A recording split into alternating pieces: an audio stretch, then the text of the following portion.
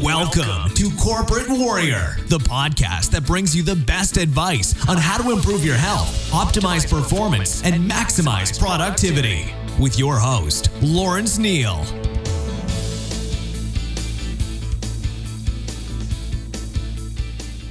This episode is brought to you by hituni.com. If you haven't been a long-time listener and had the upsides of high-intensity training drilled into your brain, HIT has dramatically reduced my exercise volume to sub 30 minutes per week, while helping me build more muscle and reduce my body fat to 10%, which in turn has enabled me to do more with my time, like play sports that I love, build businesses, and play more Call of Duty. Who wouldn't want that? So what has this got to do with Hit Uni? HitUni.com are providers of amazing online courses that teach you all about high-intensity training. There's a course for newbies that will show you how to optimize your workouts to build more muscle, burn more fat, and improve overall health. And the bulk of the courses are designed to qualify you to become a high-intensity training personal trainer and equip you with all the knowledge and business skills you need to build a successful fitness business.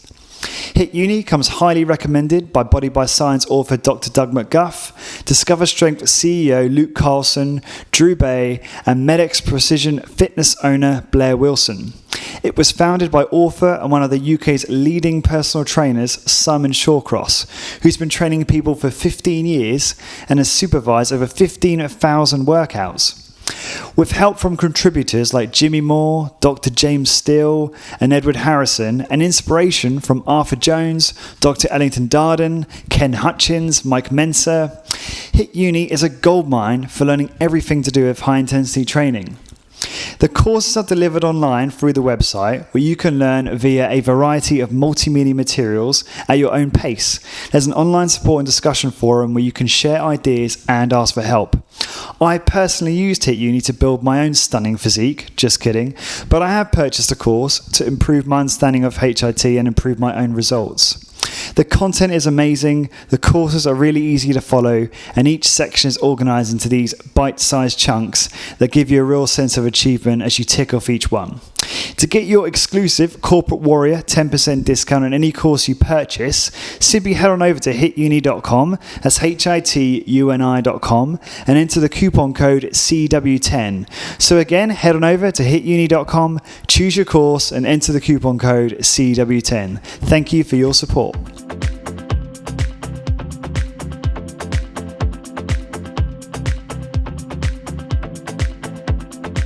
Hi guys, welcome to another episode of Corporate Warrior with your host Lawrence Neal. It is my job to interview the experts at all sorts of different levels, so not just the guys at the very top, but the guys that are halfway through their journey or just getting started, so people that you can relate to understand their daily routines, how they cultivate their own happiness, what are their exercise and dietary regimens, how do they do what they do so well. I try and understand all of the details. I try and pick their brains on the subjects that they excel in to fast forward your own success and productivity in terms of your health, business, and lifestyle. Corporate Warrior is also known as the #1 podcast for high-intensity strength training, a form of resistance training made popular by the late Arthur Jones in the 70s and 80s. Guests range from high-intensity training pioneers like Dr. Doug McGuff, John Little, and doctors in that field including James Steele and James Fisher, big-time health and fitness gurus like Ben Greenfield, biomechanics experts like Bill DeSimone, productivity professionals, entrepreneurs, and extreme endurance racers, and many more. My next guest is boxing champion and entrepreneur Tony Jeffries. Tony Jeffries is from Sunderland, England, and he's a world-class athlete turned businessman. He has been actively training in gyms since he was 10 years old, which led to him becoming an undefeated professional boxer at the highest level of boxing. He is an Olympic bronze medalist and a 7 times national champion of England. After an injury that prevented him from fighting professionally, Tony chose not to give up on his passion but to channel it differently. He took his skills and ambition and started a new journey to LA, where he is now the co-owner of 2 extremely successful boxing gyms named Box and Burn, that have been given the title as California's #1 boxing and fitness gym. He also runs the Box and Burn Academy, which is a leading boxing fitness and certification course. It is an elite trainer certification course designed to educate personal trainers. Tony and I had a very fun conversation this episode. With Tony being a Brit, I certainly relax into my English colloquialisms. Do you know what I mean? This was a really raw chat. Both Tony and I share stuff which I don't think either of us have shared on the internet before. We talk about Tony's transition from a pro boxer to entrepreneur, how a serious hand injury forced him to reevaluate his career. We talk about the main reason for his business success. We discuss ways to unplug from business. Tony gives tips on boxing training, like how to hit bags with hand issues and how he prepares boxers. We talk about what it was like for him training with Thor, or Chris Hemsworth, I should say, and having Conor McGregor train in his gym, and much, much more. And without further ado, please enjoy this authentic and mildly offensive, in a good way, conversation with Tony Jeffries.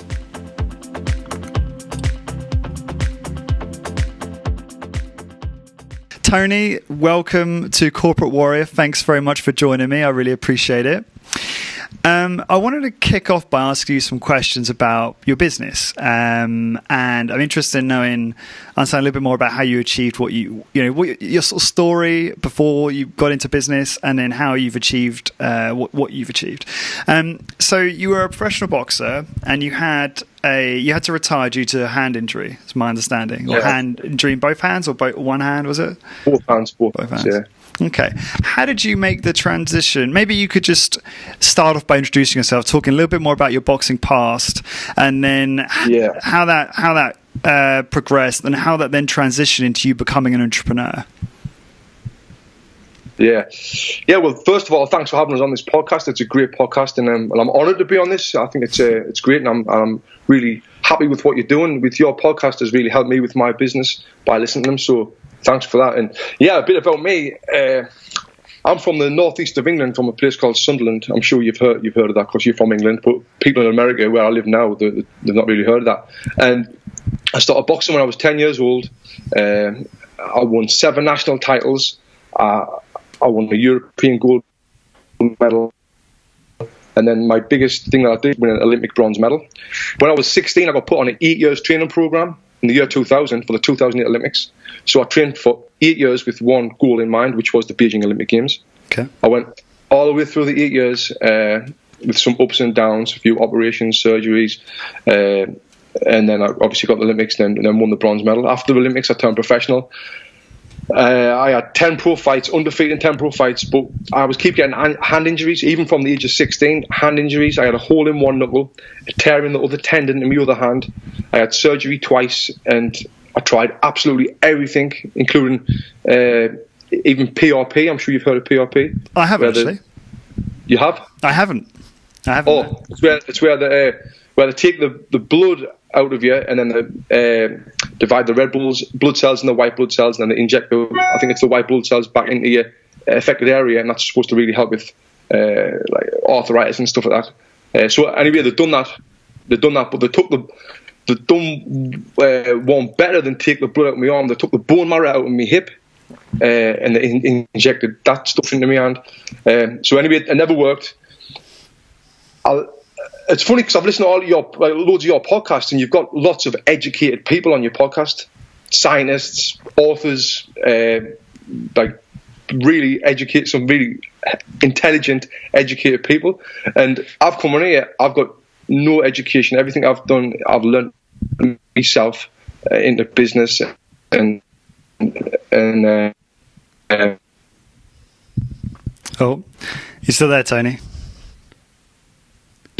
I'll tell you what. Should we just switch to audio? Because I don't know if it's my side or your side, but that's the signal. It'll take less less bandwidth then. Yeah. It's a shame because I was enjoying watching your facial expressions, but this will do. But yeah, sorry. So you were talking about how we have a lot of, I guess, intelligent people on the podcast, and you were saying how you've not got much of a sort of academic background, but that's sort of where you left off. Yeah, so I never finished school with anything. All I wanted to do was be a boxer and do the Olympics and become professional and be successful and make loads of money. But with the hand injuries, I mean, I did all right through boxing after 10 professional fights, and I won the Olympic medal. But I had no plan B. It was like, shit, now what do I do? I've got no education. I can't get a job in the office or whatever. So the only thing I could really do was teach boxing. So for my last two professional fights, I trained in Los Angeles. So when my hands were trying to recover, I stayed out here. I applied for my green card. I moved to Los Angeles, and then when I retired, I started teaching boxing. I met my business partner in a small gym in Santa Monica. We left that gym. We'd done a boot camp on the beach for donations only. We weren't making any money. We were doing it for the passion of it, and we loved it. Then we got that big on a boot camp on Santa Monica Beach. Can you still hear me? Yeah. Yeah. When we got that big on a boot camp on Santa Monica Beach, we needed a location. So I invested a lot of my boxing money into like all of my boxing money into a location to open a gym, what we named Box and Burn. And I mean, from there, that's it in a nutshell, really. From there, things have exploded, mate, and now we're killing it, mate. That's wicked. So what do you think has been the key contributor to the successful growth of your business? Passion. It's been the passion of wanting to do it. And like, I think it's Richard Branson says, if you go into a business trying to make money, the business is not going to work. We went into the business, and the last thing we were really thinking about, it might sound stupid, was we're going to make loads of money from this and become rich. And we weren't. We were thinking, this is great. We make enough money to pay our bills. We absolutely love what we're doing. And that was it. And when people came in, we built a community. People came into the gym that absolutely loved what we had to offer, teaching real boxing techniques, and with our passion and our character, we characters, and people loved it. And then that's what really boosted us. Sorry. And now we've got over 50 employees, 2 locations, and an education program in just 4 years in Santa Monica, in California, which is the fitness mecca of the world. Really, there's a gym on every single corner you go to. So we're doing something right, and I think the passion is really it. That's interesting because, like you say, it is an incredibly competitive environment, and I appreciate that yours is kind of boxing and fitness combined, and there's also the teaching aspect, which we can get into a bit later. But what is it that sets you apart? Because I know you said passion, but I'm sure there are plenty of other passionate fitness business owners in your area. Correct me if I'm wrong. Yeah. So what do you think? Do you think you just nailed the niche of boxing and fitness? Was there not much going on there for people who were interested in that? Right, yeah. I mean, there's boxing gyms all over, or boxing classes, but and again, it comes down to the passion and hiring people and being consistent with it. Consistency is really it's key. Every time someone walks into the gym, they need to have the same experience, which is amazing, and that's one of our things that we want everyone to come into the gym and enjoy it. Being a boxing gym, it's pretty intimidating for people to come in. It's pretty intimidating for people to come into a gym for the first time anyway, especially if they're overweight or they've got low confidence. But when it's a boxing gym, it's even more intimidating. So we make sure everyone from the front desk, even the cleaners to all of the trainers, when someone walks in, they get treated great. And it kind of comes down to the hiring process as well. You've got to hire correctly as well, you know. So I think that with the consistency, our workout is the best workout that you'll do in fitness, as well as another thing. What makes our classes different than most other boxing classes is we've got up to 6 trainers teaching one class, so you get lots of one-on-one time. Where normal fitness classes, you have one trainer screaming at you, punch the bag harder, punch the bag faster. But we've got 6 that'll work with you at your level and super friendly as well. Does that make sense? It does. So you mentioned on email you've got this academy where you're teaching trainers how to teach boxing, which is very meta. So tell me about that. How's that going? What made you want to start that, etc.? Yeah. So I got you see people trying to teach boxing all around LA, and the crap at it. They don't know how to do it. So I was thinking, I'd love to be able to do something where I show these people how to do boxing. Anyway, that kind of went out the back of my mind. And then I know a guy called Amal Easton who's got lots of jiu-jitsu gyms in Denver, and I give him a call, and we were really struggling to find passionate trainers. I'm sure if anyone out there has got a fitness industry, like a boutique one, like myself, they'll come across the same problem, especially in LA, because in LA, most people come here, they want to be actors, models, and that sort of stuff. Right. So it's hard to find passionate. So I called Amal, and I went, mate, I said, how the hell do you find passionate trainers? And he said, Tony, what I do a certification program. I certify my trainers I certify people how to teach jiu-jitsu, and then I've got my choice who I want to pick from them people who want to work with us, because most of them want to work with us. And he said, what you get from that when you do a certification course is lots of your current members want to take the certification course, and then you'll hire your current members as trainers who'll work for you. And now you know that because they're already a member, they're passionate about your business, they know how your business should be run, they know how a good class should be run. And then, so I was like, wow, that sounds great. So, and then he said, before I come off the phone call, he said, Tony, are you going to do it? I said, yes. He said, all right, Tony, one thing that you need to do right now, when you come off the phone to me, announce that on social media and all your platforms that you're going to do a certification program in 8 weeks. I was like, well, I need to think about it a little bit more. So if you think about it, you'll not get it done. He said, announce it. Put pressure on yourself to get it done. I was like, shit. So I got off the phone to him, announced it, and I was like, now I've got work to do. So I announced it for 8 weeks, and that was kind of the start of it. And then we did get a lot of members, and we converted some members into trainers. But mate, from there, it's just absolutely blew up. We've kind of got the market on this. We're teaching people how to teach boxing, and we're getting people travel from around the world, from like I think 8 different countries so far in the last 18 months, coming to our gym, our location, so we can teach them how to teach boxing, and it's fantastic. It's called the Box and Burn Academy, and what we're currently working on now is doing it online, so you can be able to get certified no matter where you are in the world. You can get certified online. Right. That's a big project we're working on right now. How much? So no, I love that your friend there said to you to put it on social media, because that's accountability right there. Right. But what how much do you think is the fact that you're an ex-national champion, ex-Olympic bronze medalist, like how much do you think that draws people versus the quality of your program? I think it's a huge draw, because I mean, and the motto that I use for this program is you don't have to have been a boxer to be able to teach boxing. You've got to understand boxing, and that coming from an Olympian saying you don't have to have been a boxer to teach boxing, rather than coming from someone who hasn't boxed before or who's inexperienced. I mean, I think that's very powerful, right? Yeah. So I think people see, wow, this Olympian is telling me that I don't have to have been a boxer to teach boxing. So, and then, then they inquire and then they come and they love it. I mean, it's like, it's a one-day course. It's like anything, like though you've got to practice at it to get better. We don't see you're going to leave there and become and teaching Olympians how to fight in the Olympics, but we see you're going to leave there with the tools to go home, practice on what we've taught you, and you'll be able to become a really good boxing trainer. I have a very random business question. It's a selfish one for me. It's just a challenge I'm having at the moment. I wanted to ask you about while we're talking business. I'm addicted at the moment to checking stats.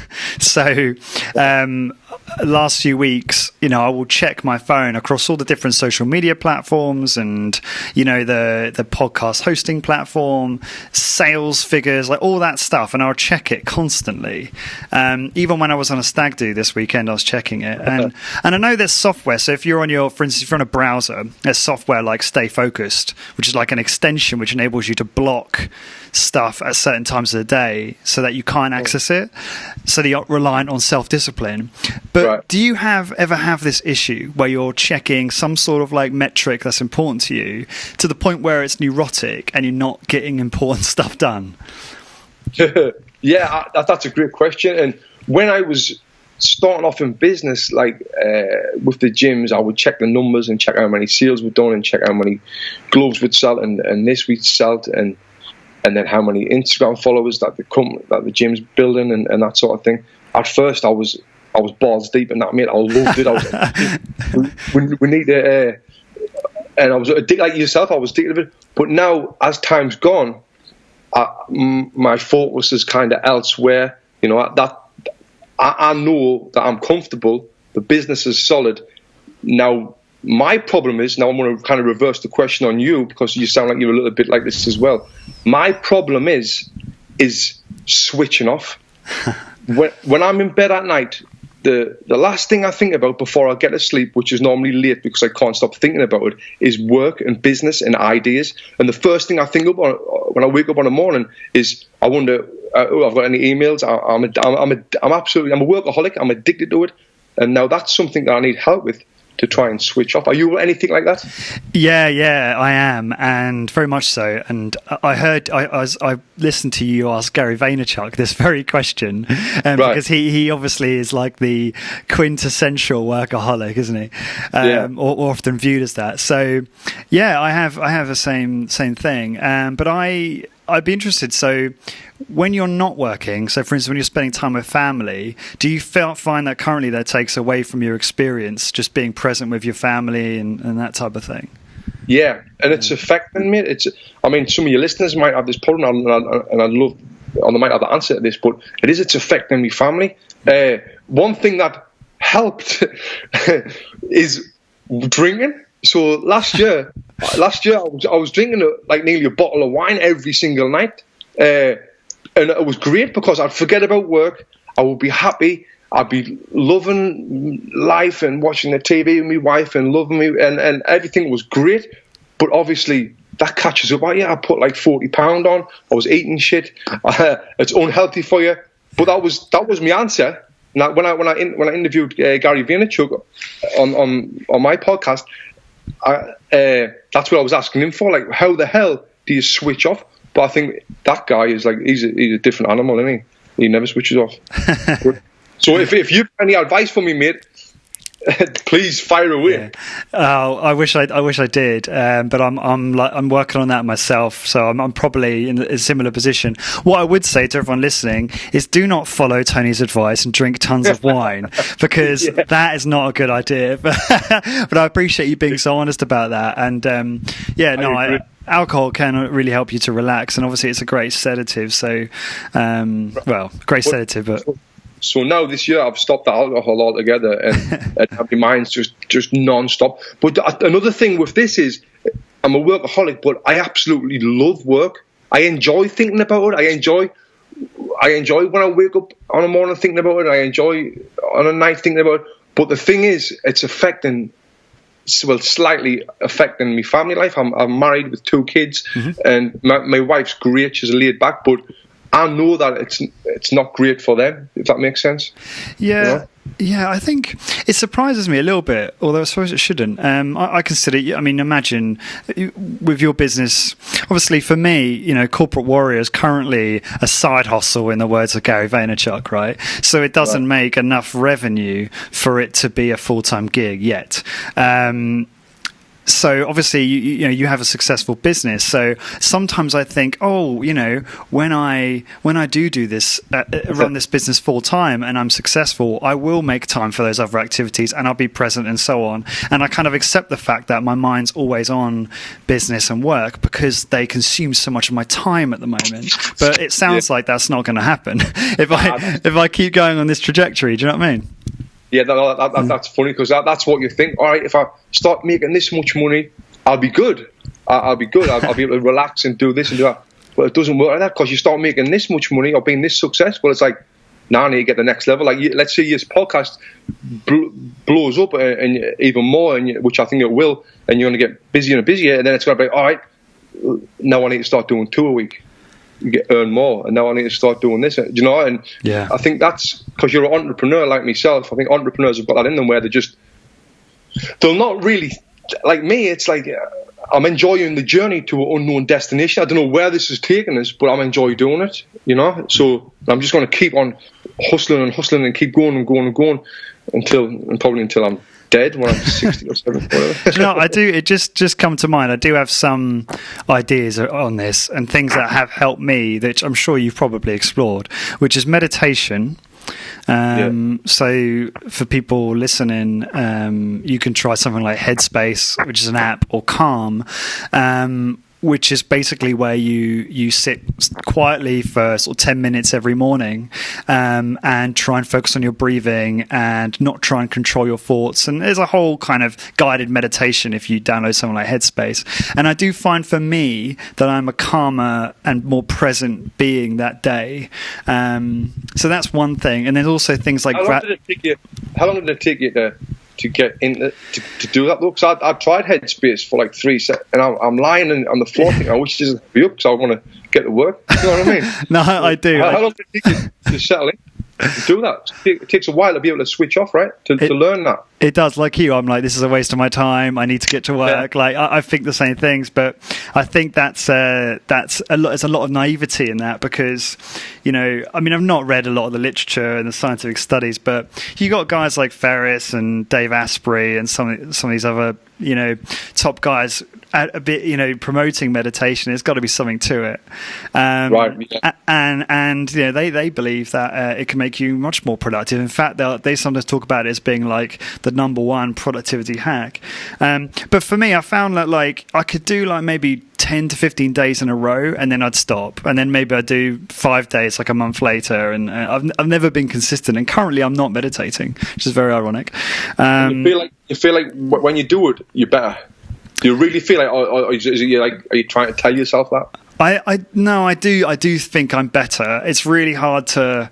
It could just be. I don't know how much of that is placebo, but I do think I am. But I just like you. I'm kind of like, oh, I'd rather be doing something else with my time, even though I've experienced some benefits. There have been some days where I've done it and then I've got on with my day and I've not had the benefits, so it's not like every single time I do it, it's worked for me. But yeah, I'm no expert, and I will definitely give it another try in the future. The other thing I was going to say is gratitude exercises. So, you know, Tim Ferriss always promotes the 5-minute journal, which is where you really write down what you're grateful for. I think that can help with stuff like this as well, potentially. Right. Yeah, I'll check it out. But yeah, those are the things that come to mind. Nice one. Check it out. No worries. So let's talk a bit about boxing, which I know very little about. I have actually done a little bit of boxing in the past, but just like fitness boxing. Yeah. But I'm interested all the same. So I wanted to kick off with a question from a friend of mine. He asks, his name's Nick, and he's asked, do you have any advice for heavy bag training with hand issues? So if you've got injured hands and if you want to train heavy bags, how do you manage that? Yeah. Because like I said before, I suffered with hand injuries for years. So there's a thing you can buy on these things you can buy on Amazon called Silipos gel squares, SILIPOS, Silipos gel squares. They're actually for your feet, but they're like little squares. You fold them up, put them under your hand wraps, and it really stops the shock of when you're hitting the bag each time. Them probably put an extra 2 years on my career. They're like $20 from Amazon. So brilliant. I would highly recommend them. And then as well, you don't have to hit the heavy bag. Hit a softer heavy bag or hit the floor to ceiling ball. That helps as well with hand problems. So yeah, Nick, try that, mate. Good stuff. Cool. This podcast obviously focused a lot on productivity. How can you take any skill and acquire it, and figure out, you know, what are the most what are the 20% of things that basically get me 80% of the results? You know, the Pareto law approach. I'd love to hear how that works in boxing. So what for you know, people just starting out in boxing or from people you've seen who've become great boxers, what are the activities that these boxers should be focused on? See, in boxing, I wouldn't say it. I mean, I'm sure in parts of it is 80-20, and if you break it all down. But the three, like training for a fight, I'm talking fight specific here, is the three main things in boxing are your boxing fitness, conditioning, training. That's one. The number two is your diet, and your number three is your mind. So you need to have all three spot on. You need to have your boxing. You need to have your routine down, doing your right thing. You need to have your diet correct, and you need to have your mind right, confident. If one of them three's not right, there's a chance you'll lose the fight, and there's a chance you'll get hurt. So them's the three main big things in boxing that you need to have right, you know. Yeah, can you elaborate on each one and just talk about like what that looks like in practical terms? Yeah, so in boxing you need to, like, I'm more of the old school boxer. I retired like 5 years ago. So in boxing you need to be doing your road work, which you're running, your different interval runnings, your long steady runs, then your short sustained runs. There's 3 different types of running. And the long runs is for to try and keep your weight coming down as well, keep your weight off. And then the boxing side of work, you've got to have your heavy bag work, you've got to have your sparring, your pad work, your speed work, your agility work. And then I wasn't one who really done much strength work in boxing, but I know some boxers do the strength and conditioning side of it, but I never really done that. I just focused more on my boxing specific work. I was afraid of, if I'd done too much strength work in boxing training, I was afraid that my boxing session the next day would suffer because my muscles are all tired off the actual strength stuff. Do you know what I mean? Yeah, I do. So I would want to be 100% for the boxing. I felt like that was the most important part of all of the training, is the boxing training. So I didn't want to go in that tired. And then with the boxing training, I'll run you through a session that I used to do when I was a professional boxer. So I'd come in the gym, I'd do my warm up, and then I'd do jump rope. Was kind of part of the warm up as well. At the end, I'd do 15 minutes non-stop jump rope, and then I'd jump in the ring, do 4 rounds shadow boxing. You know what shadow boxing is, right? When you're punching in the air, moving around. And then with shadow boxing, there's so many benefits of that, because you can do, let's say you're fighting an opponent, you can do game plan stuff, so you can visualize your opponent in front of you. That's another big thing, visualization in boxing. Visualize your opponent in front of you and work on game plans with that. Also, shadow boxing is another great form of warm up, getting ready for your harder stuff on the heavy bag. So it's warming the right muscles up for that stuff. And then also shadow boxing can be a great workout if you up the intensity. So getting back to the workout, I do the jump rope, 4 3-minute rounds of shadow boxing. Then I go do either 6 rounds of bags or 6 rounds of sparring, 6 rounds of mitt work with the trainer, depending on where I was in the fight. Them rounds can go up to 10 rounds. And then I do the speedball work. You know what the speedball is, right? I don't. You'll have seen it before. It's like what you see boxers attached to the wall. It's a little like pear shape. Oh, yeah, I know what you mean. Yeah. The speedball, and then always finish off with core and ab work and ab exercises. That was the boxing. That was a typical boxing session right there. So you do like between probably 16 and 20 rounds, 3-minute rounds with 30-second rest, and consistent with that, you know. And then that'd be the one session a day, and then the other session a day would be a run, whether it's fartlek training, a slog, like I said, sustained run, and that sort of stuff. Mm-hmm. And then obviously the mind, you've got to keep your mind right, and the way you keep your mind right is by doing the boxing and the running correctly, making sure you're confident. And the thing that I used to always think about is I need to be working harder than my opponent. I don't know what he's doing, but I think, oh no, my opponent's doing this, I need to go extra round. Does that make sense? It does. That's what got us through it. And then the diet as well. That was the worst part of it all. You do all that training, all the sparring, and then the diet. That was the hardest part of it. Because from the second you wake up on the morning to, like what I was saying now about business, it was the same when I was boxing. The second you wake up in the morning to the second you go to sleep at night, you're thinking about your diet and your opponent. It's ridiculous, mate. It's non-stop. It's a hard job. And then, yeah. What did the diet look like when you were a professional?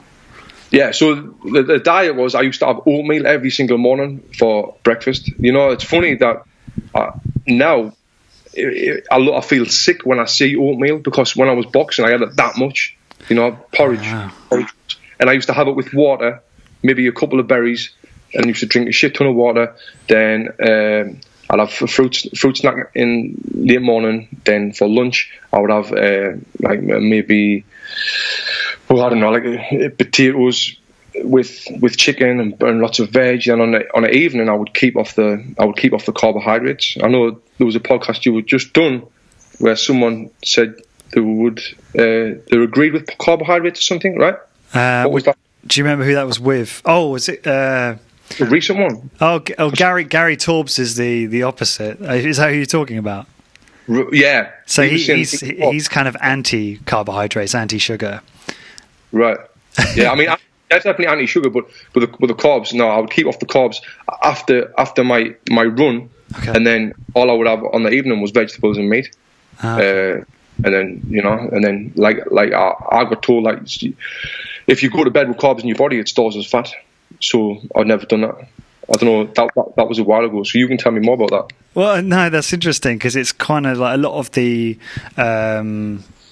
kind of gurus, for want of a better word, will they're more advocates of carb backloading these days. So eating your carbs in the evening as opposed to any other point in the day. And the reason for that, I believe, is due to your insulin sensitivity being highest at that point. And especially if you're doing a lot of activity, then some people feel that you need more carbohydrate in the diet because it's more, if you're doing more like glycolytic work, which is like draining glucose from your muscles. And I think the whole don't have carbs at night because you'll store body fat thing is kind of not true, because I'm not trying to make you look bad by saying that. Because I think that is predicated on the belief that your metabolism drops when you sleep, and actually, whilst it does drop at certain points, it actually spikes in certain areas, and over the course of the night, it's my understanding that your metabolism is practically the same as it is during the day. So that timing argument is kind of is false. Right. So, but yeah, I'm the one who interviews the experts. I'm not necessarily the expert on that. Yeah, well, like I said at the beginning, I'm uneducated, but what I do know is that worked for me and that worked for hundreds of other boxers, that high level boxers, because we had a nutritionist called Kerry Keys. Okay. Have you heard of Kerry Keys? No. Have you heard of him? No. Have you heard of the company CNP? He used to own the nutrition company CNP, and he was the one who wrote my diet plan, and he wrote like Ricky Hatton's diet plan when he was fighting as well, because he used to struggle with his weight, and this come from him, and it worked for me. I mean, obviously times will change and people's views will change, but I think whatever works for you, right? That's what. But what's interesting is what you're talking about there. For the most part, is whole food, right? I mean, it sounds like you weren't drinking alcohol, consuming much sugar. Is that a statement? And no alcohol, no sugar, barely no sugar. And I've never really took any supplements. I'd have a recovery drink after training, but that was it really. Mate, I was absolutely shredded, but now I'm not. No, it is interesting though, because if you look at all of the different diets and advocated from all sorts of experts, there's so many opposing opinions in. I mean, diet is just insane. Yeah. But if you look at the kind of if you do like an 80-20 analysis of all of the different opinions on diet, you'll often find that what you'll notice is it's all about advocating eating whole food, eating real food, not eating sugar, not eating processed food, refined carbohydrates, which is it's obvious, right? And that's the thing that seems to get most of the beneficial results. Right. Did these experts talk about a cheat day as well, cheat meal? Yeah, I mean, like obviously they have differing views. I mean, you've got someone like Tim Ferriss who advocates one cheat day a week with a slow carb diet for sanity reasons / improved fat loss over the long term. And then you've got someone like Dave Asprey who's more don't cheat because it makes you feel like crap, and you feel like crap for 5 days afterwards because of the way different foods affect the body over the and the way they're metabolized. So yeah, I mean, it's like I've asked, and then I asked Ben Greenfield this question. Ben is like one of the most disciplined, I think, people I've ever spoke to, and he has a very passionate view on that eating junk food is just a stupid. It's a stupid thing to do. I mean, he likened it to going going out in the back garden and eating dog shit, you know. And a lot of people think that's extreme, like never eating any junk, but I kind of respect his perspective, and it seems to work for him. So the thing is that it works for him. I was texting Ben Greenfield last week, actually. Oh, right. He invited me for dinner when he was in LA, because we got mutual friends. But the thing is, for him, it works for him, but for 90% of the Joe public, it doesn't work for, because people are addicted to the sugars and addicted to the fatty foods and the shit, really. That's right. So, the way I think about it is if you don't have to diet forever, obviously you need to change your lifestyle, but if you can have that one meal that you're craving for once a week, it makes everything mentally better for you. It makes it easier. So now it's not, you can't have your favorite thing ever again. You can have it in 6 days' time. You know what I mean? I think for a mental thing, I think it's really good, and I think people should do that. I don't think people should go without something that they really love just to try and get in shape. I think if you diet for 6 days a week, eating clean, and then have that one cheap meal, I think that'll help you. I think it helps you mentally. I don't think it makes you worse. That's like I said, that works for me. What works for me might not work for anyone else, but I disagree. I think it will work for everyone. So is another question from a listener, a friend of mine called Calvin. So he's he exercises using high intensity strength training. So I think I'm just going to assume his exercise protocol is like once or twice a week, lifting heavy, one set to failure. So quite low volume, but very intense, and then kind of creating the stimulus to the body, or triggering a stimulus to the body, and then getting out and letting the body recover. And his question is, how do you include boxing training around a high intensity training schedule without impairing recovery or impairing your ability to gain muscle? So I think this is a good question, because like you said earlier, you were always worried about, you were always concerned about doing lifting because you didn't want it to affect your boxing game, right? So how would you? So what advice do you have for trying to create a regime where you've got something like high intensity training once a week, but then you also want to box as well? So the reason why I was training for a fight, and I couldn't. I needed to be shit hot when I'd done my boxing training, but what he's saying is it depends what you're looking to do. What's his results? What does he want from his results? Do you see that? He wasn't that specific, but he's probably saying. I mean, I'm going to guess he probably wants to improve maybe physical conditioning for boxing and the skill set of boxing, but also continue to improve in terms of his muscle gain and strength training side as well. Yeah, I don't think it'll take anything away from his muscle gain and his strength side. I think it's going to help increase the speed that he burns fat if he's got fat on his body that he wants to get, and it'll help lean them out a little bit more. I would say fit it in wherever you can. Try and just get it in, wherever you can. Okay. Sorry, mate. I've got my mum texting me saying I need to speak to you right. Do you need to call her? Because we can. No, mate, it'll be fine. You sure? Okay. Well, if needed, we can always start up again in 10 minutes or something. Yeah. So just let me know. I'll just mate. So I would say that I would say fit it in where you can. It's not going to hurt you at all. I think you'll benefit a lot from it. Do you ever talk about high intensity training with any of your? Because I'm guessing, if you listen to podcasts, you might be fairly familiar with it, and if you've spoken with Luke, so do you ever talk about it with any of your trainees or any of the people in your industry at all? No, not really. I see we've got trainers that specialise that in the company. What I just specialise in really the boxing side of things. Mm-hmm. The boxing specific stuff rather than any strength stuff or that sort of stuff. But I'd say boxing is kind of like a high intensity training when you're doing it in our class. But I think it's always good to mix it up with both, having both in your schedule if you can.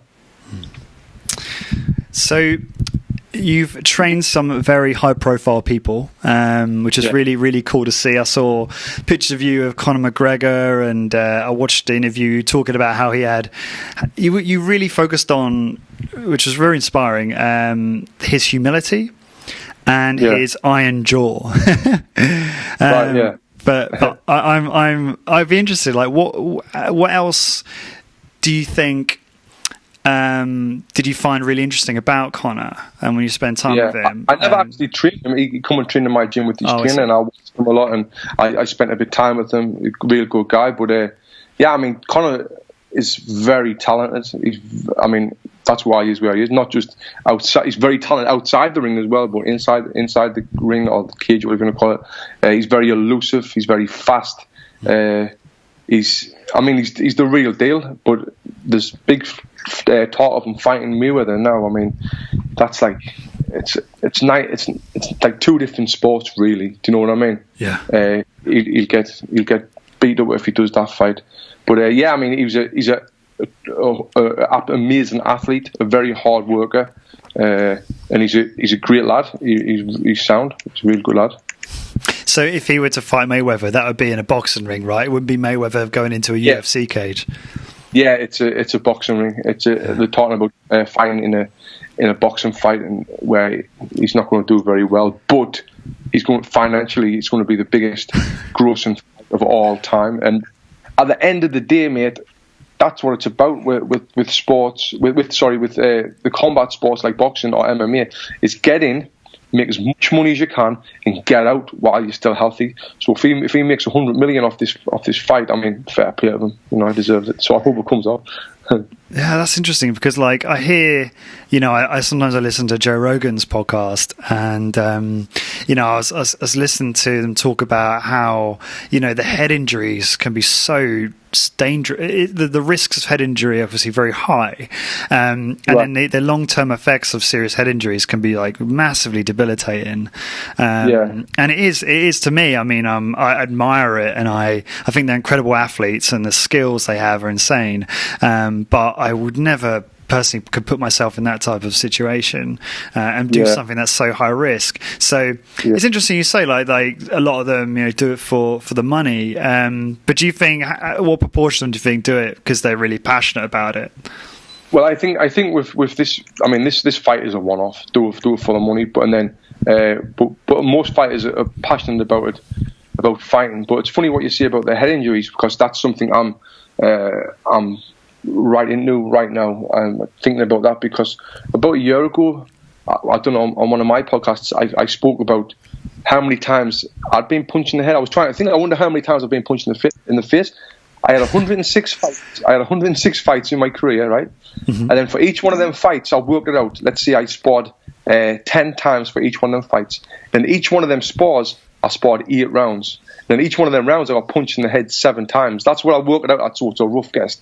Yeah. And mate, in my time of boxing, I've been punched in the head over 50,000 times. Whoa! I was like, what?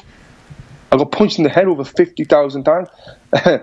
Mate, it's scary, and I was even now. I'm like, I forget stuff, and I lose things, and I'm a bit lackadaisy here and there, and I put that down to boxing. I mean, I've got to now after I've done that maths and got them numbers. It's funny because after I'd done that after I'd done that test, I was like, shit, that's got to affect me. After I'd done that the maths, and I went outside the gym, and there was a guy in the gym who'd had over 200 fights. I had 106, and he'd been in some wars, mate. I'm not going to name his name, but he'd had some wars. Former world champion. I went, mate, listen, I've just worked it out. Out of me 106 fights, I've been punched in the head over 50,000 times. He went, shit. Well, imagine how many times I've been punched in the head. I've had 250 fights or whatever it was. I went, whoa. I said, do you think it's affected you? And this is what he said. He said, no, I think it's made me smarter. I was like, oh, 100% it's affected him. You know what I mean? Brilliant. Like, wow. I'm glad I'm not that far past it. So what I did, I was speaking to a friend of mine, Audley Harrison. I'm not sure if you've heard of Audley Harrison. I have, yeah. He was an Olympic champion. And I was telling him about my concerns and about that number. And he went, well, there's a place called the Cleveland Clinic in Las Vegas. that does tests on boxers' brains, all former fighters, and doing UFC fighters. So I'll give you a contact. Go there, they'll check it out. So I went there, and this was last year. I went to the Cleveland Clinic in Las Vegas, which is an absolutely amazing medical facility. And they've done the tests on us. They've done like computer tests where I've got to remember numbers and then type them in. They've done speech tests, and they did balance tests, which was a bit scary as well, because I never done very well on them, which made us think automatically that I'm punchy. So, and then they did an MRI scan, and then I got the results back. What was it? I got the results back like 2 weeks later, and they said with the results, like all my memory and all that stuff was average for a 31-year-old. Because I'm 31, so I was so happy. Like I was happy that it was average. I'm not below average, which I thought I might have been. Oh, good for you. But they said, yeah, I was so happy. But they said, like, everyone's got a membrane in the head what attaches your brain to your skull, and they said mine's got a very big split in it. So I was like, oh shit, devastated, mate. And they said that's from boxing. It's from when you get punched in the head, your brain rattles, and now the thing that attaches your brain to your skull, the membrane, that's why it's got the split in. Mm-hmm. But they said as well, so I was devastated when he goes up. He said, but don't worry. He said, right now there's no evidence that affects your everyday life. It's something that we're still studying on. And they said 50% of boxers who they've tested have got this split in the brain. So it was like, wow. But I mean, you were just talking about the damage that boxing's doing to your brain. So obviously this has done this to my brain, which is scary, mate. You know, it's scary. I'm just thinking, like, you know, whilst maybe one of those things, it sounds like it could be permanent damage, but at the same time, there may be, like, I guess, other interventions you can do, which I'm sure you're already doing, like in terms of your diet, in terms of, I don't know, brain training, stuff like that. You know, someone like Ben Greenfield is going to be able to help you, I'm sure, on that type of stuff. Because I'm sure you'd be interested in knowing what you can do now to, like, delay any kind of, like, I don't know, any issues further down the line or something like that. Dementia and that's what they said. I was afraid that I was going to come back and see about early dementia, because I read stuff. You know, the worst thing you can do when you think you've got a problem, you know what it is look online, because you convinced you like something wrong with you. So I looked online and I've seen getting dementia and all that, and I was crying. This was the night before the test. I was like, oh no, devastated. But yeah, when next time I see Ben, I'll talk to him about it. But you know what the doctor said? Can you guess what the doctor said was the best thing to do for your memory? What's that? Exercise. I was like, oh really? She says, yeah, exercise is the best thing you can do for your brain and for your memory. So I started doing after that. That's when I started getting back into an exercise routine.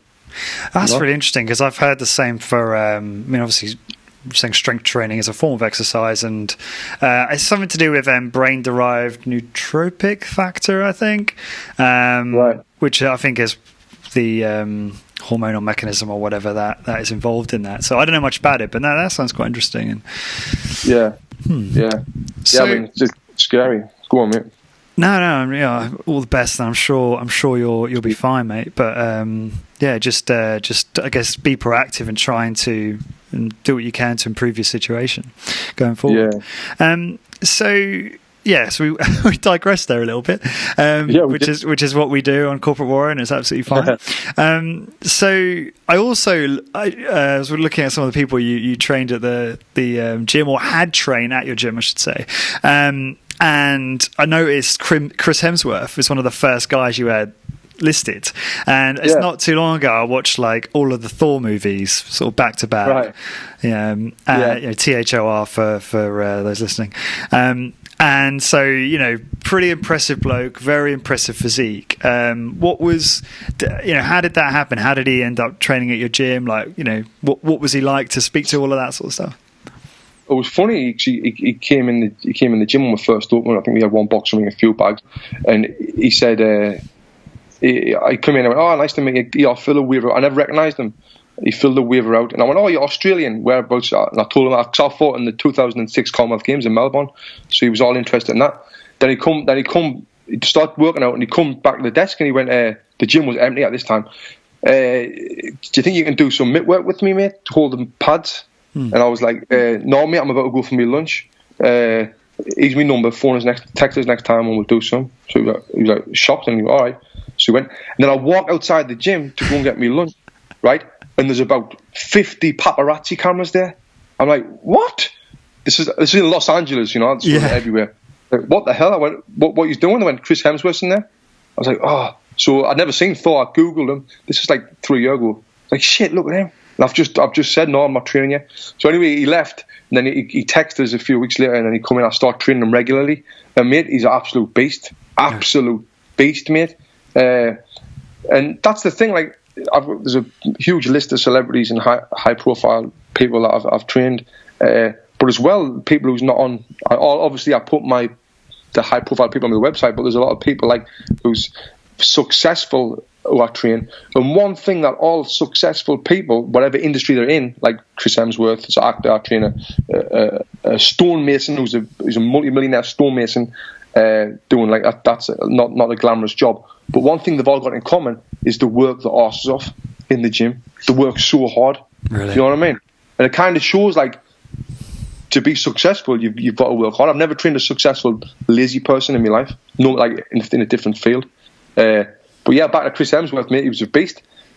One session, we'd done a full hour of training, and then he started hitting the bag and kicking the bag after, and I beasted him. I was like, what's wrong? He went, I want to do a little bit more. So I started another 30 minutes after that, and yeah, but super nice guy, great guy, hard worker.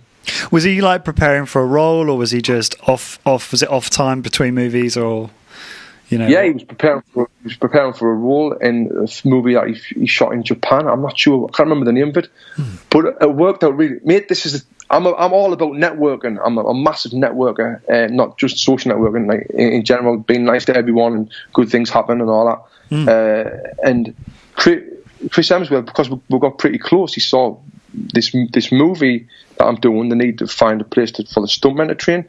Can they come in? And there was Michael Mann was the director, who was a big famous director. And so he came to the gym, and I went, all right, we'll rent the gym up. We're renting the gym up for something like $250 an hour, but we could use the gym as well, so we didn't have to be closed. Anyway, we made about 20 grand off in about 6 weeks because Chris brought them all in. We made 20 grand the gym. It was amazing. It was amazing, mate. So that's LA for you. That's Los Angeles for you. Things that happen often. That is really interesting. So it's interesting what you say about going back to networking. I mean, we're jumping around a little bit now, but that's fine. You say you're a big networker. Like, what do you do? What kind of networking activities and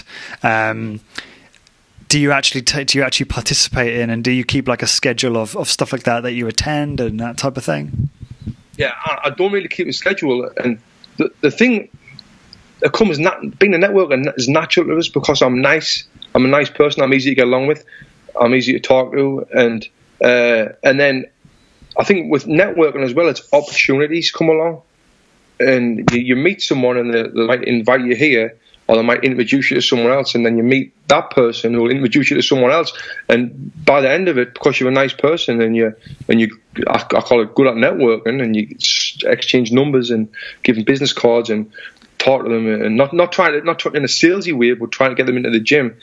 The network spreads so big, and that's the kind of thing that's happened with me. I've networked now. I've got connections in all sorts. Like you've heard of the company Onnit, maybe? Yeah. Onnit. But Aubrey Marcus. Now Aubrey Marcus is just through networking. Aubrey Marcus is a good friend of mine, and he trains with me when he comes to LA. I've been there. He's place in we've done our work at Boxing Burn Academy at the Onnit Academy in Texas, and now through that we've met people there who are helping us out in different ways, and then through them people we've met more people, and do you know what I mean? It just spreads. It just spreads just by being a nice person. I'm a really big believer in it. I love that. Yeah, and it's the thing, isn't it? Because you should never underestimate like the importance of people you meet in your life, because you don't know who they know, and who they know. What am I trying to say? Who they know who they know. Yeah, third degree. Exactly. And like it's not in a sales way. I mean, like I said, it comes natural to me. But if it doesn't come naturally, just be nice to everyone, because they can help you out some way or the other. You can help them out some way or the other, and everyone wins. Yeah. I mean, first thing comes to mind for me is I met a friend, a guy called Tom Church, who is a fascinating bloke. Started all sorts of different little ventures, and he's just co-founded a company called latestdeals.co.uk, which is sort of like a kind of a sort of user-generated deal website where you can find discounts and deals and stuff like that. Sort of thought I'd plug him there. He's got a background in PR, and he's built lots of really good relationships in some of the big media companies. And after he came on my podcast, he was able to get a post in the Huffington Post talking about corporate war and various other podcasts. And it's just obviously, it's great for SEO, but it's also great as just a testimonial to sort of put on the website. And now it's on the podcast section. And I would never have had that if I hadn't have, just started building this friendship with this guy with never any intention to leverage his PR ability. You know what I mean? It was totally just, this guy's really interesting, and I want to hang out with him, and that comes from it. So it's that's all networking. And through that, you never know who listens to your podcast and new guests you can get on, and it's just really good for you, and it'll really help blow you up. Do you know what you just said there is very interesting, and I'm sure you're experiencing this, is with podcasting, it's probably one of the most exponential types of businesses, because every time you interview a guest, you build a relationship, right? And then they will end up probably sharing the podcast with their audience. So suddenly you're exposed to a new audience every time you do a podcast. I can only imagine Gary Vaynerchuk, if I don't know how much he sort of shared that interview, but that's obviously a massive access to a massive audience of people. And it's almost like your everything, your content, your marketing, your sales, it's all kind of one. You know what I mean? With a podcast, I mean it. Definitely. And like you said, like you don't know. The big thing is you don't know who's listening. You don't know who's listening to this right now, and you don't know. I mean, they might not help you, but that's not why you're doing it. You're doing this to help other people. But like I told you before we started the podcast, I heard your podcast through being at an event where Luke Carlson was on, and Luke Carlson is an amazing speaker. And if you haven't listened to the Corporate Warrior podcast on Luke Carlson, I would go back to that one and listen to that one even before you listen to the rest of this one, because I think you'll get a lot from that. He's amazing. I've sent it to all my trainers, and now everyone's benefiting from your podcast, and that's kind of how I've met you. And now through this, I might meet other people, some of your listeners. They might come to my podcast. I'll get you on my podcast. My listeners might go to your podcast, and it's great. I love it. I love this networking. Carry on. And I'm it's very flattering. I really appreciate you sharing that. And it is just so, it's mind blowing that we're here right now and having a conversation. Right. It's quite it's really uncanny. I'd be interested. What is your own sort of personal exercise regimen and diet look like now that you're no longer a professional boxer, but assume you still want to try and stay in shape and be healthy. So what does that look like for you now? Like I said, last year I was drinking loads of wine and all that, which I don't recommend, and then I was eating loads of crap as well. But now, since January started, I've started fresh, new year, new me, that bullshit.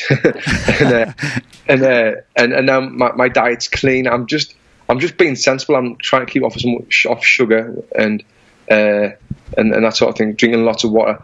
I think water is massive. It's huge. When I done my personal training course, my instructor Paul Bruce, he gave me this example of why drinking water is so important. He said if you've got a dirty car, a car that's full of mud, and you get a dry sponge and you try and clean the car with a dry sponge, yes, you're going to get some of the mud off the car, but you're not going to clean it. Now, wet that sponge, get it soaking wet and wet it, the car's going to be spotless. He said that's the same with your body, with fat. You need to keep your body hydrated. If it's dry and you're not hydrated, it's going to be harder for you to get rid of that fat. So keep hydrated all the time and drink loads of water. Does that make sense? It does. I've never not heard that analogy before, but I like it. Yeah, I loved it. So yeah, I try to drink lots of water, and then as for training, I train when I can. I haven't got a schedule right now. I'm not consistent with it, which I need to get. But I've got the 2 kids. I've got the academy, Boxing Burn Academy, which booming, mate, and then I've got the over 50 employees that I'm dealing with as well. So business is coming first, which I know is wrong. I should be looking after myself and then business.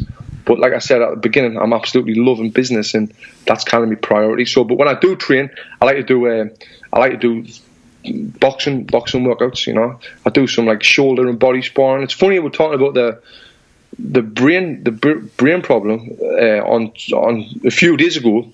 I was doing some shoulder and body sparring. That's where you just punch the shoulders and just punch the body. I was doing it with some members. I was working with this kid who's about 350 pounds. He's absolutely massive, but he's short. He's shorter than me. He's about 5'10".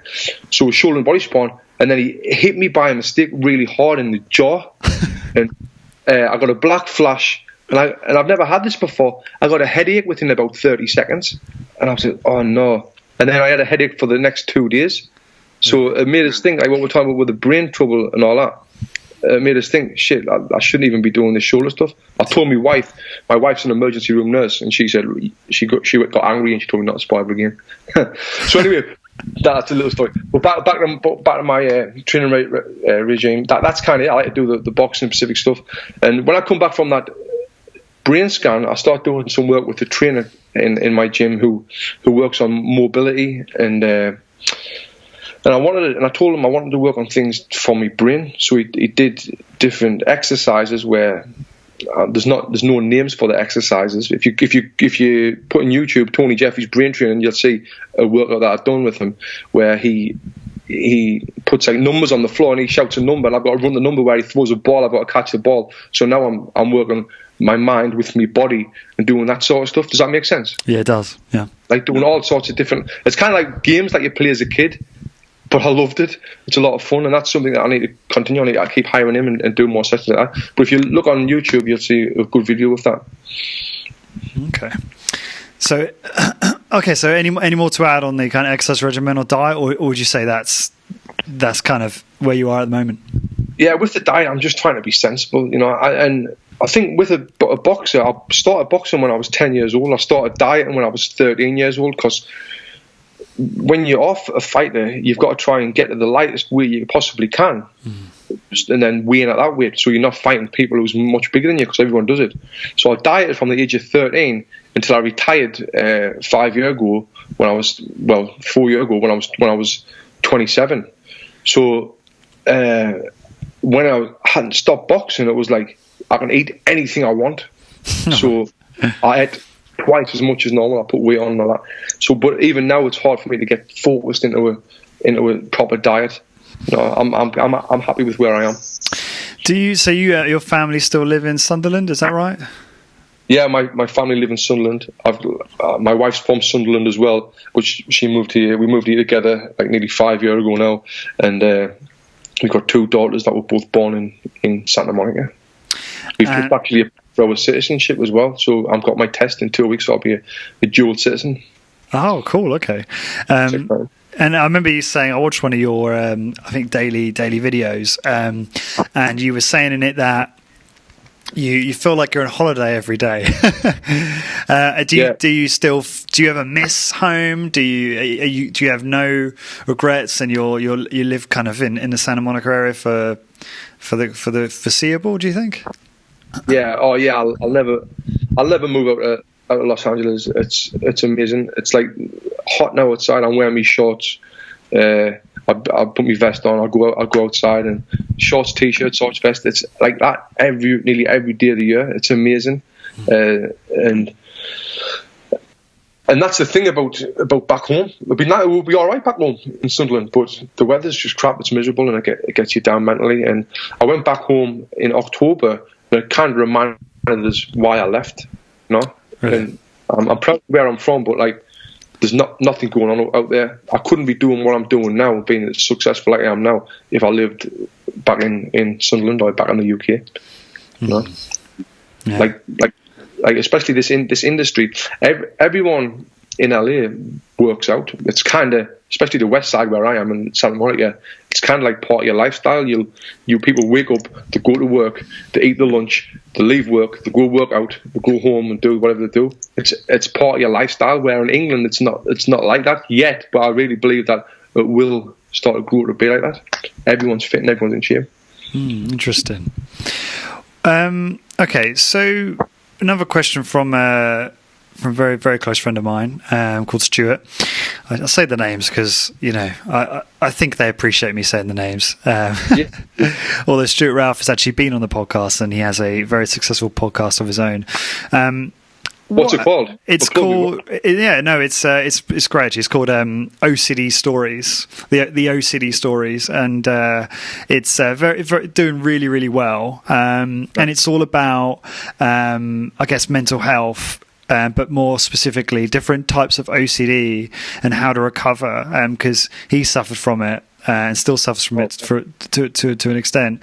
And so he interviews lots of experts in this area, so doctors and authors and all sorts. And yeah, I mean, the thing is, we're all, you know, things like therapy have enormous stigma, but at the end of the day, you know, mental health is a spectrum and everyone's on that spectrum at some point. You know, no one's got sort of perfect mental health, and anyone can get value from that. So yeah, he's got some great content there. Nice. So anyway, his question was, what advice do you, and I've reworded it because I didn't think it made much sense, and it's what advice do you have for dealing with the sort of metaphorical boxing blows in real life? So how do you deal with kind of failure and sadness and, you know, down periods? Yeah, I think it's normal. Like, everyone gets down. Everyone.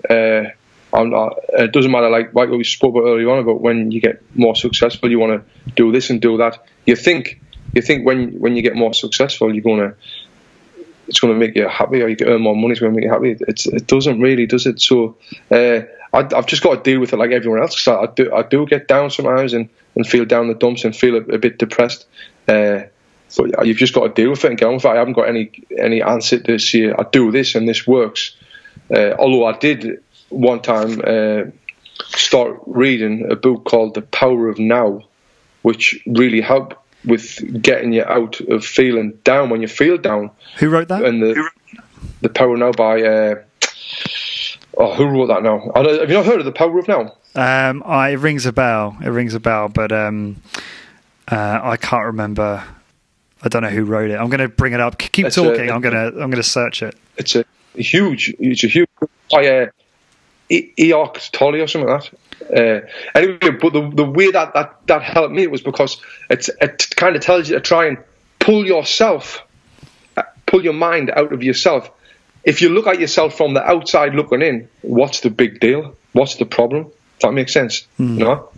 So now if I'm trying to think of me floating above me, looking down at me and thinking about how well and how successful and how good your life is compared to other people, like who's in poverty or whatever, you know, you've got to be grateful for it. So the Power Now helped a little bit with that, but the most point, I just deal with it like anyone else and just get through it and know like there's going to be better days. So I haven't really got a good answer for that, unfortunately. No, that is helpful. Especially the book mentions Eckhart Tolle is the author, who is very, very, very well known, and I should have known that. So that's my bad. So I'd be interested in relation to boxing specifically. What have you, if anything, changed your mind about in the last year about, you know, people's approach to boxing training? I mean, people's approach to it, like I think it's it's great for people to get into. There's so many benefits to boxing, like the mind and all that. But actually, boxing training, when you said a year, but from when I was fighting like 5 years ago, 4 or 5 years ago, what I would do now I would warm up better and cool down better and rest better. Because back then I would just do a quick warm up, like hardly much warm up, and then I get straight into the jump rope, and then the cool down would be you weren't ready to get home and go to the gym, but I would spend more time on doing that, and then resting. Although I did rest pretty good when I was fighting, but I think a better warm up and a better cool down is the things that I change my mind on personally, because I've never done it very well. And what about in business? What have you changed your mind about? I mean, you've obviously been so focused on business over the last few years and very successful. So what learnings and experiences have led you to change your mind about something about business in the last year, if anything? Goal setting, like I said about that Luke Carlson, that speech he done, he told us about how to set goals for yourself, for your business, for your employees, and that's been a huge thing in business. Now we've got a 30-day goal, we've got a 90-day goal, we've got a 2-year goal, and once we set them goals, it was like, shit, look at this. Now we've got something to chip away at every day. If the day-to-day stuff is not too hectic, all I'll do, I've got an app called Basecamp. I've heard of Basecamp. It's a great app. Great app. Go into there. I've got all my goals on there, and my business partner can see the goals as well, and then we can chip away at them goals. So that's a big thing that I've done in business. And what we did, because I told you we've got all these employees, I think we've got like nearly 30 trainers at the gym. We've got all the 30 trainers in a workshop. All right, we want everyone to write down your 30-day goal, your 90-day goal, and your 2-year goal. So they all did that, right? And then they give us them. Then we had a meeting with them, individual meeting with them, and we said, right, this is your after 30 days, this is your 30-day goal. What have you achieved on here? They've done this, they haven't done this. All right, and then we asked them the question, what can we do for you to help you achieve your goals?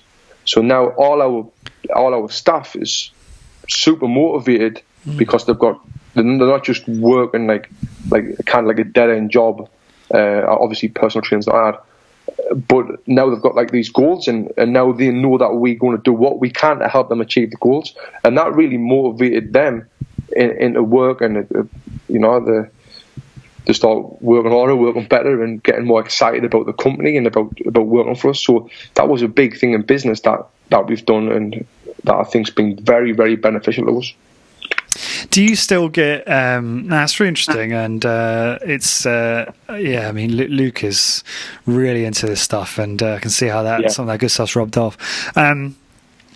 Do you get the guys who are really keen, and I'm sure really motivated and enthusiastic about that type of approach, but do you just get some trainers who are like, you know what, I like being a trainer, but I don't need a lofty goal. I'm kind of happy just kind of drifting and not having goals as such. But let's say they're just good trainers, right? Do you ever have that type of experience where you have a employee like that? I feel like the real good trainers want to set goals. And I mean, not saying if you don't want to set goals, you're not a good trainer. But the real good trainers set goals, and they want to progress in the career and do more and get better educated and earn more and be more successful and train high profile clients, that sort of thing. But we do get some trainers that my goal is to get a sports car, or my goal is like some bullshit stuff that's so we get all sorts of trainers, and that's the thing with having such a big amount of trainers is like everyone's different personalities. That's another thing that I've learned about business and leadership. Leadership is huge. There's so much that goes into leadership than I ever thought before. Because I thought, well, what's good for me will be good for them, but it's not. You got to realize that every single person that works for you or you work with is different. So you've got to take a different approach to them. So where one trainer, I might be like, fucking on me, I might say to them, what are you doing here? This is terrible. And that might be like, oh shit, sorry, I'll do better. But then you'd see that with another trainer who's sensitive, and they might be like feeling really down and not motivated. So you've got to speak to people differently as well. That's a big thing that I've learned a lot in the last couple of years about that. What's the best piece of advice you've ever been given? Best piece of advice is really, it's kind of be patient, because I'm 100 mile an hour, go, and want to get everything done. Like me and my business partner Kevin Watson, we're kind of opposites. He's kind of laid back, where I'm like 100 mile an hour. If it was up to me now, we would have 4 or 5 gyms in Los Angeles, and they'd all be like, would be spread out way too thin, and they wouldn't be good. Where he really put the brakes on me and like, listen, we need to be more patient. We need to do this, and now because we've been patient, we've created the Box and Burn Academy, which is blew up and massive, and with our product in our 2 locations have just gotten better and better. You know, last night alone, we had 35 people on wait lists for both locations. 35 people on wait lists trying to get into classes, and this is, like we said earlier on, this is in Los Angeles, where you've got gyms on every other corner. There's gyms everywhere, and we've got that many people wanting to come to us. We train in about 300 people a day within 2 locations. And that's because we've been patient. So the best advice is basically be patient about it, you know. But it's also because you're English, right? And Americans love the English. Is that right? Have you found that? You know what? That's a big point. We've out of the 30 trainers in the gym, the 2 English trainers we've got is the most, like, the earning the most successful, our highest earning trainers. And then we've got a German guy who we've just hired in the European, smashing it as well. And then the next one down from that one is an Irish girl. So I don't know if it's the accents or it's the work ethic or whatever it may be, but the Europeans are killing it in America. Maybe it's just a novelty from an American's point of view. If you're an American person looking for a trainer, maybe it's just the exoticness of, I don't know, a foreign accent. Yeah, I mean, people love the accent. They can't understand the word I'm saying, but they like it. Exactly. Okay, so what's the best investment of time, energy, or money that you have ever made? It is, like I said at the beginning, I invested all my money that I made from boxing into, well, I'm not saying all of it, because what I did when I was boxing, this is another good investment, is every time I had a fight, I would buy a house. I bought, well, not every time, every 2 fights. Now I've got 5 houses in the UK that I'm renting out with tenancy, and I've got mortgages on the houses. Now that's like a pension. You know, when I'm 40, I'll have 5 houses paid for. That's in Sunderland. So that was a great investment. And then the other money that I made from boxing, which wasn't a great deal, but I put all that into Box and Burn. And I took the risk and started the Box and Burn gym with my business partner, Kevin Watson.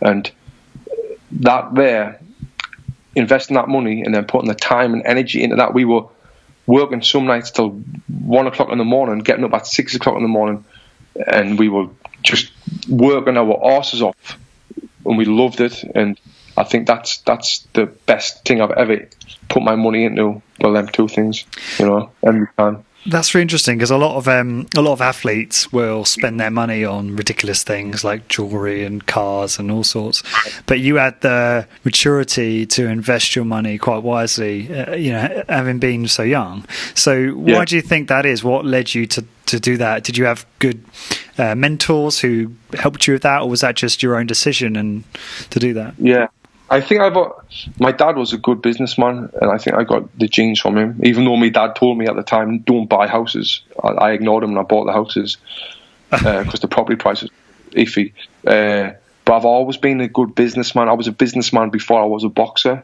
and then I went back to business. I'm saying businessman.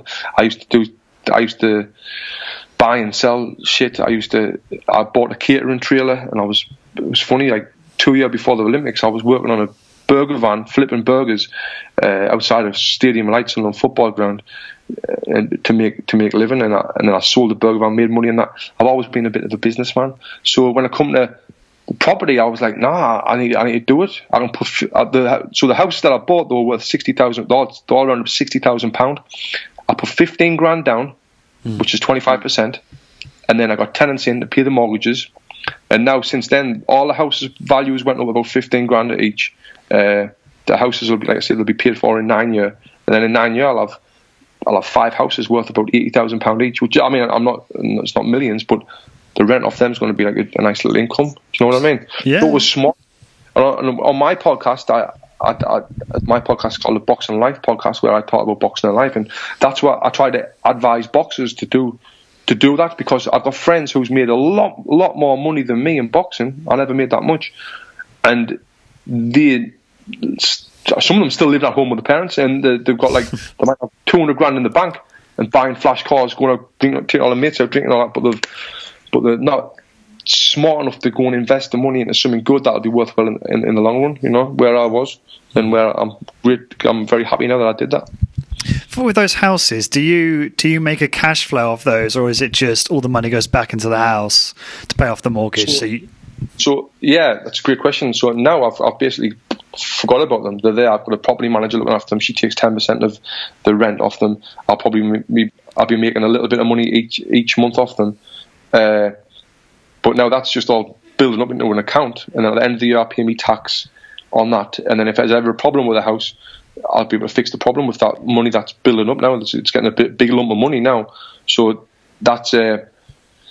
But this is long term. I've bought these for long term. Like I said, I'm 40 years old. I want to be getting like probably £3,000 a month for sitting on my arse doing anything, and that's like $5,000 a month. That'll pay for me mortgage over here. Do you know what I mean? It's smart. It's very smart, and something I'm very happy that I did. And I bought my first one when I was like 24, 25. So, you know. I appreciate you being so candid about this stuff. It's really interesting. How do you, if you don't mind me asking, and you don't have to answer this, how do you structure it all? So I assume you have like a corporation in the US, and do you have like a limited company in the UK that you manage that under, or how do you do that, and who helps you with that, if anyone? Not right now. I haven't got a limited company, but that's something that was another option that I went to. I've got an accountant out there, and I've got an accountant and a property manager. And that's really it. I pay high taxes on that. It'll probably be cheaper if I opened a limited company. But with me being a resident of the USA, I don't think I can open a limited company. So right now, it's just I'm paying higher taxes on it. But I'm not really bothered in the long run. And I've got to pay tax on that money that I make as well in the USA. So it's not much, but it's all about the long run, and that's all I'm really thinking about. I'm not worried about it. But I just know that I've got something there working for me while I'm sleeping. If that makes sense. It does. Which is the best sort of money to make, right? Passive income, making money while you sleep. That's what I think. That's the best money to make. And that's kind of like, I'm sure you've read the 4-Hour Work Week many times. Yeah, that's a great book. It's a great book with advice, and that's some inspiration from there. Yeah, I was going to say, don't let Dan Pena hear you say that. He's not a fan of passive income, because he says it makes you passive, right? Yeah, he's off his head, mate. He's off his head. Had him on the podcast a few times. Yeah, he's a character as well. He's a character. He's hilarious. But quite inspiring bloke as well. Very inspiring. Yeah, he's got some good stuff. No, I agree. I mean, it's the business model that makes the most sense, I think, in podcasting is being able to use sponsors and stuff like that to generate passive income. Right. And obviously the ROI, we were talking about before we got recording, we were talking about outsourcing, and if you can outsource, a lot of the work and then just focus on being good at doing the interviews and constantly improving those, the return on investment in terms of hours, the per hour output is enormous, which makes it a very sort of appealing business model. That's another, like, outsourcing is another thing that I've learned in business, because at first I was doing all sorts of shit, and then I listened to a podcast called the Extreme Productivity Podcast by Kevin Cruz. Have you heard that? I haven't, but it sounds right up my street. Mate, it's great. It gets straight to the meat. He's not messing around talking anything before, but he just gets straight to it. The short podcasts, you'll binge listen to them, and it's great. And on one of his podcasts, he was like, hire an assistant. I'm like, hire an assistant, and it's like if you haven't got an assistant, you are your assistant. You're doing stuff that an assistant could doing. It's kind of like what you said with your podcast, where you've outsourced some things here and there. So now I've hired an assistant, which is the girl that Heather that emailed you to get me on this podcast. But I really use my assistant for doing things like researching, like web designers or marketing stuff or new clothing that we need to get for the gym, where I'd spend hours before trying to find what's the new trend in women's sports bra. Now I've got her to do that, outsourcing that. Now I'm not spending hours doing that. I'm paying her like whatever $20 an hour to do it, and my time is worth more than $20 an hour. Do you know what I mean? Absolutely, yeah. That's the way to look at it. Well, she had a phenomenal pitch, I thought. So that's massive value for money. They're right there, isn't it?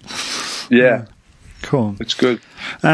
So, Tony, what is the best way for people to contact you or find out more about what you're up to? Hey, I'm big on social media. I feel like people are saying Twitter's dying now, but Twitter's, I think, the best way to contact people. I contacted you through Twitter the first time when I sent you that message. Sure. Right? Yeah. Remember when I told you about the thing? So you can find me on Twitter, Tony. Just Google Tony Jeffries or Tony_Jeffries, and then Instagram. I'm a big geek on Instagram as well. So yeah, you can find me, and then my podcast, the Boxing Life podcast.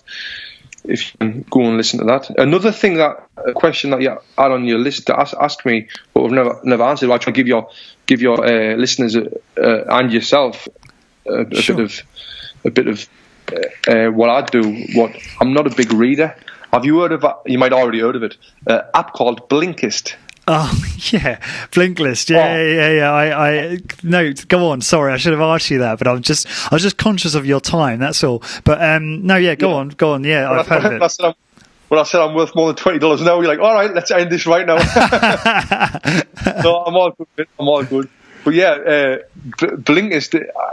Have you spoken about this on podcasts before? Well, no, I haven't. My girlfriend mentioned it ages ago, and she sort of gave me a synopsis of what it was, and I thought that sounds really interesting because it's basically being able to read summaries of books. Because what I try and do before I do a podcast, I try and read the person's book or books, which can be really hard if you're interviewing new people every week. It's a lot of prep, right? And obviously Blinkist as my understanding, is a kind of a summary of the book, so you can get the key points and not have to read the whole thing. It's great. It just gets to the meat of what you want to hear. Like you can listen to I'm not a big reader. I like the audio. It's audio as well. So I listened to the 4-hour work week again the other night, and it took I put it speeded up. I listened to it in 10 minutes because it just gets to the meat of what it's about. So you're not listening to all other stuff. I mean, some people love to read the full book to get everything in there. But for someone like myself who's got no patience to do that stuff, I mean, it's perfect for me. I can get a lot from that. So it's Blinkist, Blinkist. It's a great app on Apple iTunes. Yeah, I love it. That's a great promo. Also, I wanted to say, just for those listening, it's Tony, Tony Jeffries, Jeffries. So if you Google, that's right. Google you and spell it like that, you will obviously all of your stuff you mentioned will pop up. Basically, yeah, you'll be able to find stuff on there. Yeah. Cool. I will let you go because I'm sure you've got plenty more important things to talk to me. No, I love this shit, and I'm gonna get you on my podcast as well. No, and if you would, I will. Absolutely. I very much appreciate that, and just we can I suppose communicate over email on that one. But for everyone listening, please take a moment to subscribe to this podcast so that all the new podcasts get downloaded automatically to your device. All the show notes and links that Tony and I mentioned today will be on 15minutecorporatewarrior.com/podcast. And also, I don't normally promote my social media channels, but these days I'm far more active. So you can get me on Twitter at Lawrence M. Neal. So that's LAWRENCE, M for Mike, Neal, NEAL. And my Facebook page, which is just Corporate Warrior. So I tend to post all of the older episodes that people really like on those two channels. So there you have it. Well, Tony, thanks very much, mate, for taking the time. It's been a really fun conversation, and thanks for reaching out in the first place. It's a real... Yeah, I like to hear some from what your listeners say, because, like I said at the beginning, I'm not educated, so I wonder if this is different, a different vibe to the smart bastards that you get on here. It is a very different vibe, but I think it's different in a very good way, and there's some really good advice you gave, especially in terms of business advice for fitness people, for fitness entrepreneurs. I really think you nailed some of that. So I'm sure this is going to be incredibly helpful. Oh, nice one. All right, mate. Cool. Well, take care of yourself and talk soon. Thanks, brother. Cheers, Tony. Thanks, mate. Bye. Bye.